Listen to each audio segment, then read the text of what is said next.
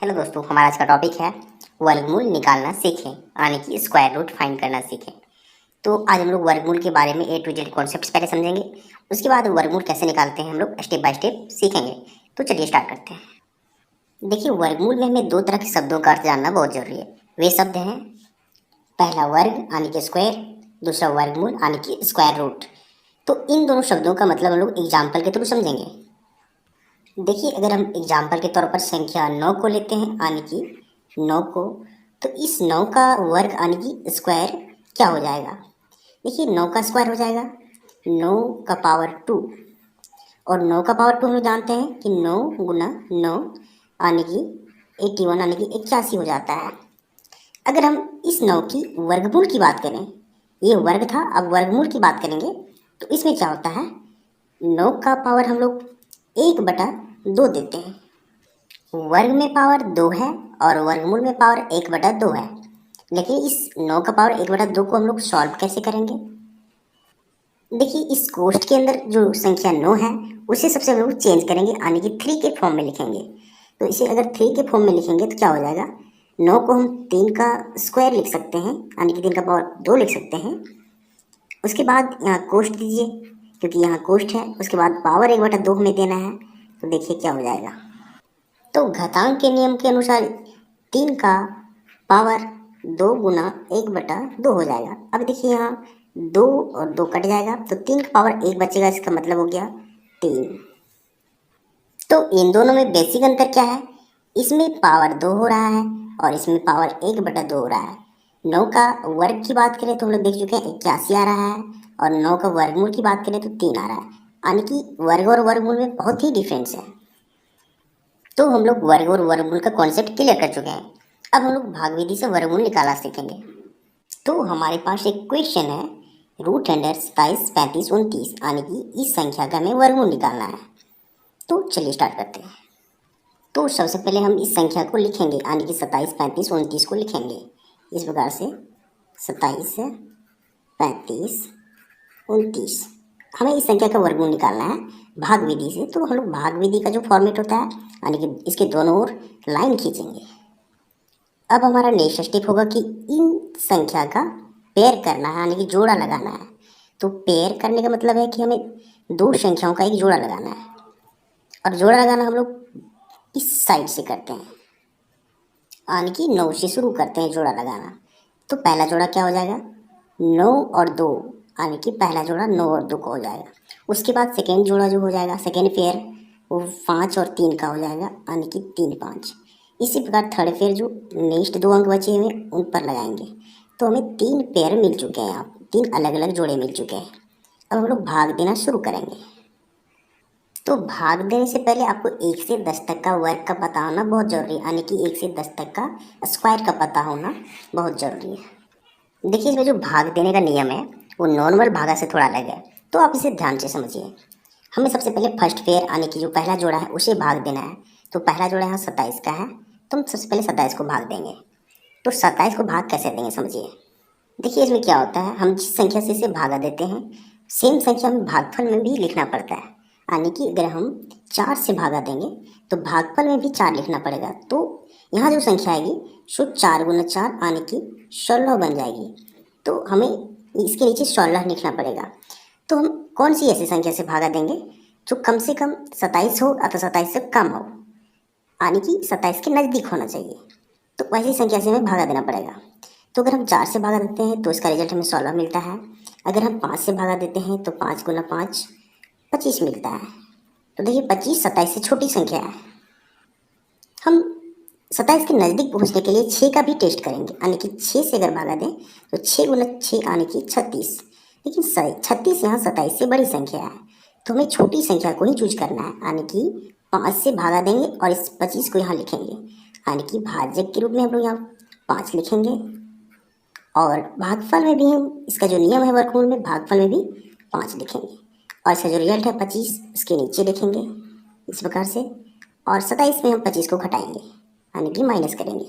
तो 27 में से 25 घटाएंगे, यानी कि 7 में से 5, तो यहाँ 2 बचेगा, और यहाँ 2 में से 2 घटाएंगे तो 0 बचेगा, यानी कि शेषफल हमें 2 मिल चुका है। नेक्स्ट स्टेप क्या होता है, हम नेक्स्ट जोड़ा यानी कि नेक्स्ट पेयर को यहाँ नीचे उतारते हैं। यानी यहाँ 35 नेक्स्ट पेयर है, इसका अगला पेयर 27 के बाद अगला पेयर 35 है। तो इस 35 को हम लोग इस 2 के साथ नीचे उतारेंगे तो यहाँ लिखेंगे, तो ये संख्या 235 बन जाएगी। और यहाँ हम जिस संख्या से भाग देते हैं सेम संख्या यहाँ लिखते हैं, यानी कि 5 से भाग दे चुके हैं तो 5 फिर लिखेंगे और इन दोनों को जोड़ेंगे तो 5 और 5 10 हो जाता है। लेकिन हमें इस पोजीशन पे एक अंक का जगह खाली रखना है, एक संख्या का यहाँ जगह खाली रखना है, क्योंकि हम इस पोजीशन पे एक संख्या लिखेंगे। देखिए हमें 235 को भागा देना है, लेकिन किस संख्या से देना है वो कंफर्म करेंगे पहले चेक करके। हमारे पास यहाँ 10 है, देखिए 10 है। इस खाली जगह पे अगर हमें 1 लिखते हैं तो हमें इस भागफल में भी 1 लिखना पड़ेगा, यानी कि 1 से ही गुना करना पड़ेगा। तो इसका जो रिजल्ट आएगा वो 101 आएगा और इस 101 को इस 235 में से घटाना पड़ेगा। तो हमें खोज ढूंढना है, ऐसे संख्या को ढूंढना है जो 235 हो या 235 से छोटी हो। तो अगर हम इस 10 के बाद यहाँ 2 बैठाते हैं यानी 2 लिखते हैं तो संख्या हो जाएगी 102, यानी कि 10 के बाद 2 बैठाने पर संख्या 102 हो जाएगी। इसका मतलब है कि हमें जो जिस संख्या को यहाँ बैठा रहे हैं सेम संख्या से गुना करना पड़ेगा, यानी कि 2 से ही गुना करना पड़ेगा। तो इसका जो रिजल्ट आएगा वो 204 हो जाएगा, यानी कि 204 हमें यहाँ लिखना पड़ेगा। हम एक और संख्या 3 को ट्राई करते हैं, यानी कि 10 के बाद 3 को बैठाने का ट्राई करते हैं तो हमें 3 से ही गुना करना पड़ेगा और ये इसका रिजल्ट जो हो जाएगा 309 हो जाएगा। अब देखिए 309 इस 235 से बड़ी संख्या है तो इस संख्या को हम लोग यहाँ नहीं लिखेंगे, इसकी जस्ट छोटी संख्या वो 204 है तो हम लोग 204 को यहाँ लिखेंगे और हम लोग इस पोजीशन पे इस 2 को बैठाएंगे। तो चलिए हम लोग यहाँ 2 लिखते हैं और जितना संख्या यहाँ लिख चुके हैं सेम संख्या भागफल के रूप में यहाँ 2 लिखना पड़ेगा। हम लोग देख चुके हैं 102 को 2 से गुना करने पर 204 आ रहा है, तो इस 204 को हम लोग इस 235 के नीचे लिखेंगे और हम लोग इस 204 को इस 235 में माइनस करेंगे, यानी कि घटाव करेंगे। 235 में 204 को घटाने पर हमें क्या मिलेगा, 5 में से 4 1, 3 में से 0 यानी कि 3, 2 में से 2 यानी कि 0। तो शेषफल के रूप में हमें 31 मिल चुका है। अब हमारा नेक्स्ट रूल है कि जो बचा हुआ पेयर होता है यानी कि 35 के बाद का जो पेयर है 29 है उसे यहाँ लिखेंगे तो संख्या 3129 बन जाएगी। अब यहाँ क्या करना होता है, जिस संख्या से हम यहाँ भागा दे चुके होते हैं यानी जो 2 यहाँ संख्या बैठा चुके हैं सेम संख्या यहाँ लिखेंगे और उसे प्लस करेंगे यानी कि जोड़ेंगे। तो जोड़ने पर 2 और 2 4 एंड 0 के नीचे कुछ नहीं है तो 0, 1 के नीचे कुछ नहीं है तो 1 यानी कि 104। अब यहाँ एक अंक का जगह हमें खाली रखना है, हमें एक ऐसी संख्या यहाँ ऐसी अंक को बैठाना है जिस उसी अंक से अगर उसे गुना करेंगे तो हमें 3129 आना चाहिए, अब तो 3129 से कम आना चाहिए, जैसे हम लोग इससे पहले यहाँ देख चुके हैं। तो हम लोग अगर यहाँ 104 के बाद 1 बैठाते हैं तो क्या हो जाएगा, देखिए 104 और यहाँ 1 बैठाएंगे तो हमें 1 से ही गुना करना पड़ेगा, जितना अंक से हम बैठाते हैं उसी से गुना करना पड़ता है। तो यहाँ जो रिजल्ट आएगा तो क्या हो जाएगा, सेम संख्या हो जाएगा। तो हमें एक ऐसी संख्या को ढूंढना है, ऐसी संख्या को यहाँ लिखना है कि उस संख्या से गुना करेंगे तो 3129 या तो उससे छोटी संख्या आनी चाहिए। 1041 इस 3129 से काफ़ी छोटी संख्या है, तो हम लोग नेक्स्ट ट्राई करेंगे। 104 के बाद हम लोग यहाँ 2 बैठाएंगे तो क्या रिजल्ट होगा, 2 से गुना करना पड़ेगा। तो देखिए 2 दूना 4, 8 0 एंड 2 284 आ रहा है जो 3129 से काफ़ी छोटी संख्या है।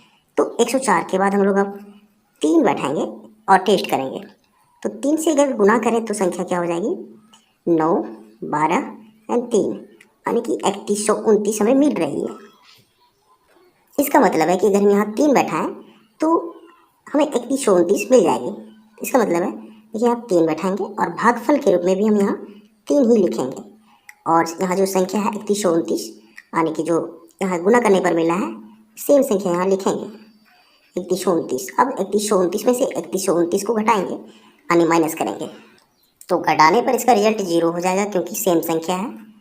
अब देखिए यहाँ नेक्स्ट स्टेप क्या हो जाता है, यहाँ हमें फिर से 3 को ऐड करना है यानी कि जिस संख्या को हम यहाँ बैठा चुके हैं सेम संख्या लिखेंगे और फिर से इसे जोड़ेंगे तो 3 और 3 6 हो जाएगा और 4 के नीचे कुछ नहीं है तो 4 होगा और 0 के नीचे कुछ नहीं है तो 0, 1 के नीचे कुछ नहीं तो 1 होगा।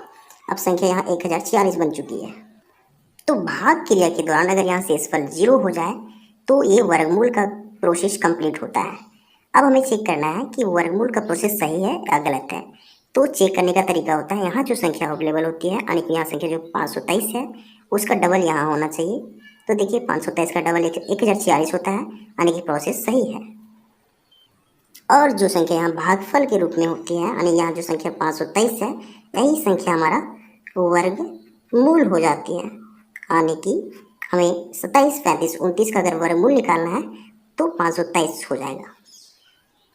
वर्गमूल को हम लोग इस तरह के चिन्ह से दर्शाते हैं यानी कि इस तरह का साइन होता है। यानी इसका मतलब है कि इस संख्या का हम लोग वर्गमूल निकालना है।